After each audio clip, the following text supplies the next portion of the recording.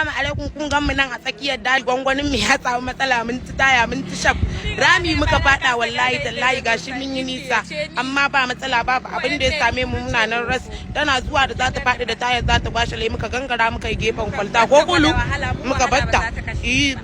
muka gangara da ita kaga kawai ta zo ta wani waskatar da mu daga shiga rami tayar mu ta goce na rantse da Allah kalli kiyakiya kai Allah wannan fashi ake cewa ban ji ba ban gani ba mugun ji mugun gani bana nan akai ta kusa faruwa Allah ya kiyaye irin wannan ne ganshi can Allah sarki gwangwani na dan matsakulu in hango shi